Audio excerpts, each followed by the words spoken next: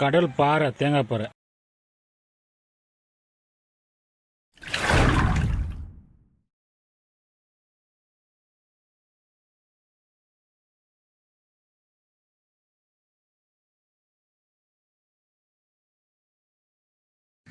துண்டு துண்டாக எல்லாம் கட் பண்ணி குண்டலை போட்டு இப்போ அலச போகிறோம். அலசிட்டு வந்து பார்த்திங்கன்னா மசாலா போட்டு தடவுறோம். அதான் மிளகாத்தூள், இஞ்சி பூண்டு பேஸ்ட்டு, தனி மிளகாத்தூள், கார்ன்ஃப்ளவர் மாவு, இது எல்லாமே மேலே உப்பு எல்லாமே மேலே போட்டு நல்லா ஃபுல்லாக ஒரு உப்பு போட்டாச்சு.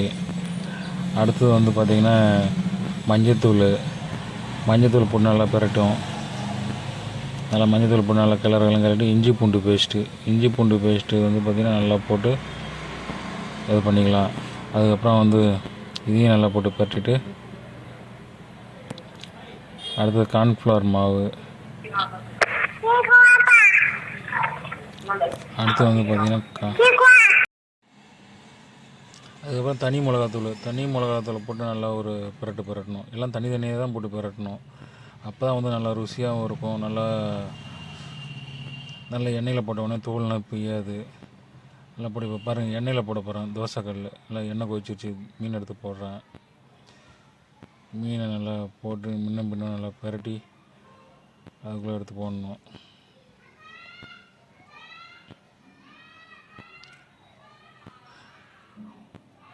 சூப்பர், செம்மையாக இருக்குது. நல்லா வாசனையே கமக்குது. சூப்பர்.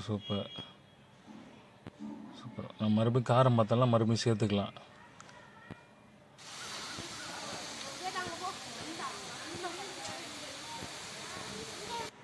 மறுபடியும் கார்ன்ஃப்ளவர் போட்டு கூட இன்னும் கொஞ்சம் நல்லா போட்டு பிரட்டலாம். நல்லா போட்டு கிண்டணும்.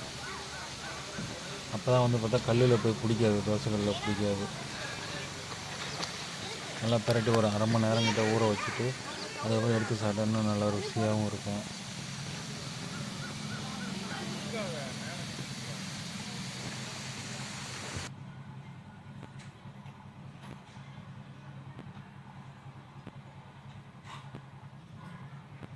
இதுதான் இந்த அக்கா தான் செய்கிறாங்க.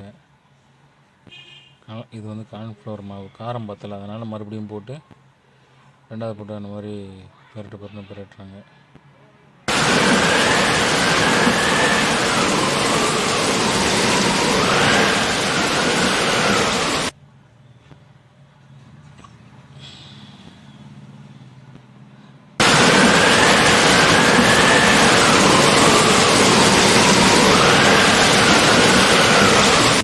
ஸ்விம்மிங் ஃபூலோடு இருக்குது.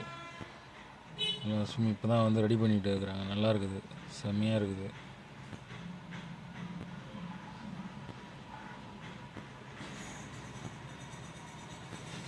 மீன் எடுத்தாச்சு.